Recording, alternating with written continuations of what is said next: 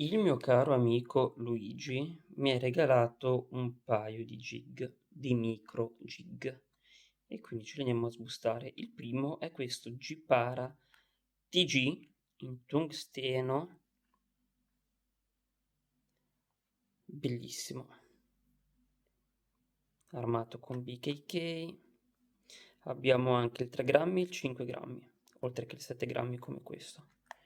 E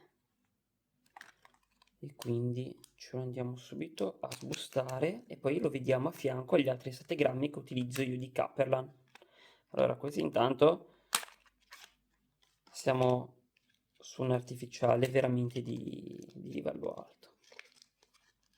E guarda che packaging che hanno fatto. Bellissimo, esosissimo, fin troppo. Adesso lo mettiamo qua.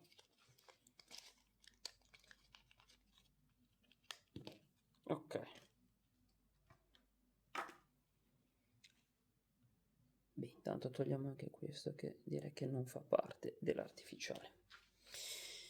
Ah, tenerlo in mano è veramente soddisfacente. Mamma mia, è un bonbon questo, non è un artificiale. 7 grammi di tungsteno, è anche particolarmente sottile. Le dimensioni sono giuste degli avannotti di Occhiatini e Saraghetti, quelli che si vedono proprio nei primi centimetri di acqua quando vai al mare con la maschera. Mamma mia, e anche l'amo è...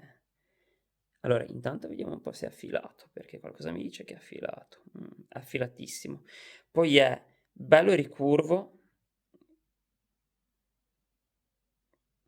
Abbiamo queste belle piumettine fluo, che sono da un lato rosa e dall'altro giallo, celeste, verde.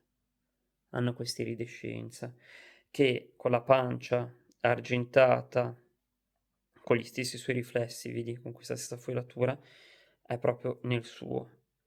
Mamma mia che bello, mamma mia. Allora, lo mettiamo un attimo qui, voglio vedere un attimo cosa succede se lo confronto ad esempio già col, andiamo di rosa, già con le 5 grammi di Capelan, la differenza che fa il tungsteno è esagerata. La differenza che può fare il tungsteno la, la percepisci.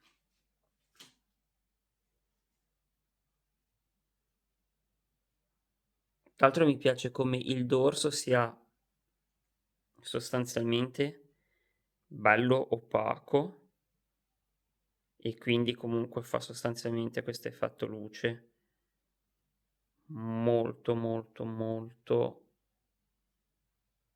accentuato.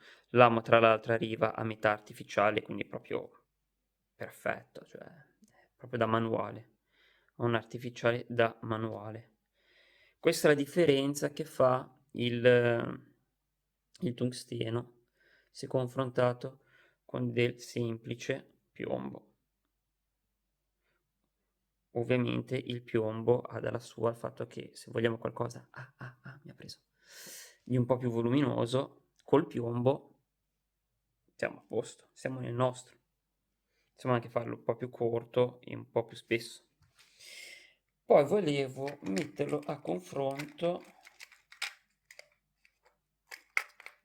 con sempre i 5 grammi. Peccato che i rosa, dove sono finiti i miei rosa? Devo cambiarli. Vabbè, prendiamo questi. Questo invece è il 5 grammi ad ago, quindi anche qui si può notare come il tungsteno dice la sua, soprattutto se comparato al 7 grammi. Questo è il 7 grammi. Mm? La differenza è sbalorditiva. Sbalorditiva. Questo artificialino secondo me merita di essere lanciato nel blu. il prima possibile. Ora finalmente è riniziata la stagione di pesca e possiamo andare a prenderci qualche occhiatina. Questo qui lo vedo bene per le occhiatine. Poi questa forma veramente affusolata, con questa pancia più accentuata, e abbiamo anche una sorta di spigolatura, non è liscio, come puoi vedere.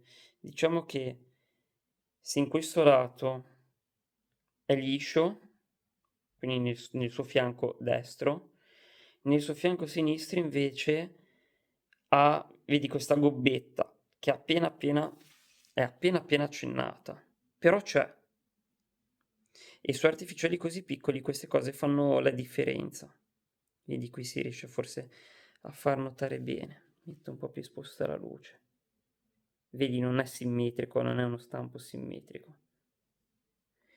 Questo vuol dire che tenderà, recuperando l'acqua, scivolerà di più su questo lato, qui fenderà un po' di più l'acqua e quindi andrà a dargli uno scodinzolamento più accentuato, che è quello che poi vogliamo sui micro jig. Vogliamo avere, diciamo che con un artificiale così tanto piccolo, se noi stiamo recuperando, noi non vogliamo sondare soltanto questa zona qui di acqua, ovvero la sua traiettoria, ma vogliamo farlo saltare il più possibile per andare proprio a creare un volume durante la pesca. Non vogliamo lanciare, non so quanti centimetri è questo qui, è molto piccolo. 3 CT. Noi non vogliamo lanciare 3 centimetri in mezzo al blu e basta, e quindi recuperare una linea. Vogliamo creare un movimento, vogliamo sondare una zona e farlo saltellare il più possibile in quella zona, così che qualche pesce si incuriosisce, vede magari da lontano questi bei riflessi, si avvicina e poi viene attirato dal suo movimento frenetico e gli do un morso. Tra l'altro è bellissima anche questa linea dorata che va dalla branchia fino all'occhiello di coda. È bellissima perché è opaca, stacca un sacco, è perfetto. È il suo. Beh, direi che per questo primo unboxing è tutto. Ora adesso andiamo ad aprirci qualcosa per il micro light spinning. Ciao!